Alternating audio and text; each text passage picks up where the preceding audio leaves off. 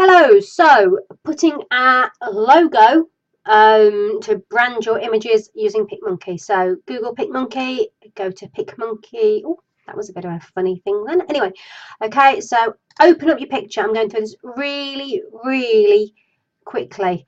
Let's use this picture.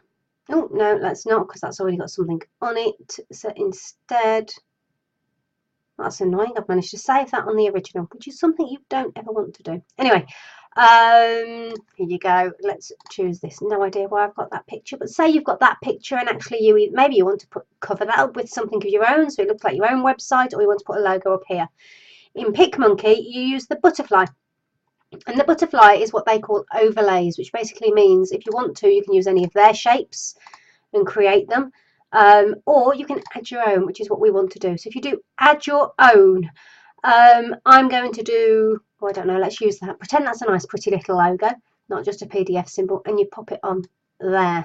And then you can put it, make it as big or as small as you want, and you can move it around. And if you actually, I don't like the big white box, well, you can either fade it so it's subtle, so it becomes more like a watermark, or you can use these blend modes and you can try these and see. So darken works quite nicely. It pulls out all the white and, well, darkens the image. And you've got other different ones here as well. Multiply also can work quite nicely as well. So there are other things you can use. But actually, if you go, don't like any of those, another thing you can do is here on the eraser. Now, this can be a little bit tricky to use and to get the straight lines. So I probably haven't got the best example here to show you. But if you can have a really hard straight line, or you can have a really soft fuzzy line. But the soft fuzzy line, oops, I've gone the wrong way. That's hard, that's soft. The soft fuzzy line works best when you've got a bigger brush. Okay, so I'm just going to make that like that. And if I do that, it takes away that information. Now, if you do something like that and you go wrong, you go, uh-oh.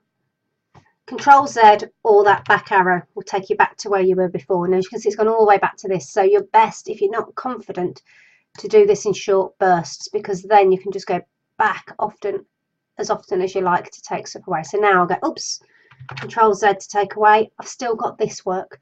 If I want to go back and decide I don't want it, that's fine. You can. And we can go back, and you can use these back buttons as well. So yeah, oh, how do I get that? Click on the item, click on eraser, and you can do anything you want to, really. So yeah, you might go, I just want the flavour of it, depending on your logo, and that might be enough. Yeah, oh, no, don't like it, back button, but you can move it around and put it anywhere you want. Now, if you actually wanted that, that's an image of your own website and you want to use it, you can use this little bit at the top to turn it and tweak it. Now, you're never going to do as good a job here as you would do in a program like Photoshop, because you've got these clever angles going on, which you're not going to be able to do anything about. In Photoshop, you'd be able to change the shape and distort it, but what you can do is you can bodge it. Oh, gotta love a bodge. So I would line up to the bottom on this one. And I know this isn't what you wanted to do, but I just thought while I'm here, I might as well show you. So you won't ever get this perfect, but what you can do is then, oops, why is that not erasing?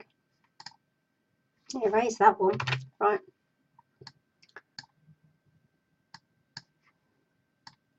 There we go. Right, I am doing this very roughly.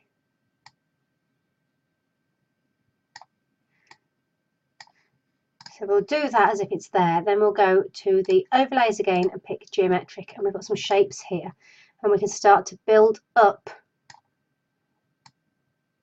that background. Now this gets a little bit laborious actually, and you might think, oh, I'm absolutely balmy and mad, and yeah, I am, because I do this kind of stuff. But the harder parts are the corners. So you could literally, you've got that bit, you just build up. So Control copy, so we double it, can see all I'm doing is layering up more and more of these boxes. So all I'm doing there is I've controlled C to copy it, and now I've controlled V to paste it, and then I'm literally going to fill in that area. You can change the colour of this background, you can do anything you want to. I think I've got carried away and gone off on my own tangent of something to do, haven't I, here? But I just want to show you how you can do things. Now, obviously, our original image is near the back now, so we're going to send backwards, and we can suddenly, our image will come on the top. So you can do all this kind of stuff. Imagine I've covered up the whole of that background, and now we're just going to send backwards. There you go. So you could literally put anything you wanted to on, say, a screen like that as well. But if that isn't what you want to do, then literally, that's it. She says, let's go back and get rid of all that. Wasted your time now, because you didn't really need to want to know all that, did you? But anyway, it just shows what you can do, that you can put it behind. Let's get that back to as it was as an original. So anything you can do, you can play around. So you can make it as big or as small as you want. You can position it any way you want to. And you can use these controls to do this. You can even, if you really want to, if you move this, it will change the colour as well. So you can have all sorts of funky things going on with your colours. But if it's your logo, then you don't really want to do that, because you want to stay true to your colours. But just so you know that you can, and darken can work quite well if you want it as